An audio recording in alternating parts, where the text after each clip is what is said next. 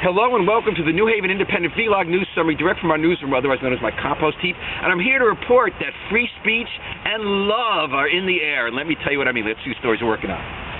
Box of tissues, oh boy, I need them this week. I was a basket case. My kids will tell you that I'm hopeless in any movie. People fall in love, they kiss, they get married. I'm already crying. I was having a hard time keeping it together this week at Wednesday because I went to the most beautiful weddings I ever saw outside City Hall in front of the Amistad statue where Jen Vickery and Peg Oliverio said their vows and exchanged rings. What a ceremony. They were the first couple in New Haven, same-sex couple, to get married under the new ruling that allows gays and lesbians to get married in our state. What a beautiful thing. We're the second in the country now after Massachusetts.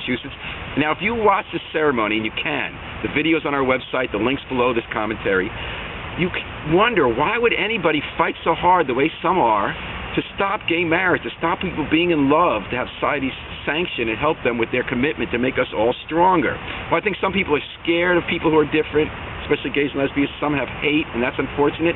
But I'm convinced, after watching this beautiful ceremony, you see how much they love each other, how committed they are, raising their beautiful daughter, Willow, that love always conquers fear, and love always triumphs over hate. Now, it takes a while, but society does move forward. Let me tell you what I mean. Massachusetts. Okay, we had bad news in California the other day. They had gay marriage and voters overturned it, but that's just one step backwards. We're making many steps forward from where we were 3 years ago. We couldn't even talk about gay marriage being legal in Connecticut a few years ago, and now it is. In Massachusetts, after gay marriage became legal, a Republican state senator led the fight to overturn it.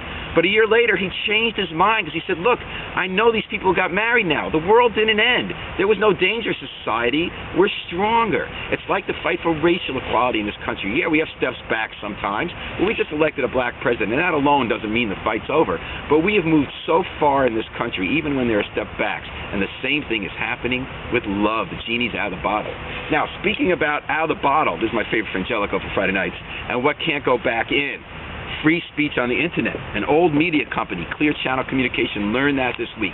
They own the most radio stations in America, 8% of all stations. They own ELI, KC101, where we are. They come in, fire the human beings who know the area, give us this piped-in hate radio, right-wing stuff like Sean Hannity and nutballs like Rush Limbaugh. Well, they had one person left, Tom Scott, in New Haven, who knew the area, did a good show, whether you like him or not. Very smart guy. And he did a great interview with Senator Dodd about his scandal of the mortgage crisis. ELI, Clear Channel Communication, would not air the interview, and Scott quit. We at The Independent posted the interview, the audio, so you could hear it. Clear Channel called us. They're used to controlling the airways, deciding what you can hear in the pre-internet age. They said, take it off, we own it. Now, they had a legal right, and we might take it off, but in the meantime, the story went viral in the internet, beyond their control, beyond ours. All sorts of sites started linking to the story and even posting the audio. It made Drudge report, and then, here was the best part. So you could hear this interview at other places.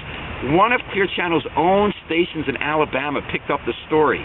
They wrote about how the interview was censored, and then they put the audio interview right on their website, talking about giving the middle finger to your ugly corporate parent.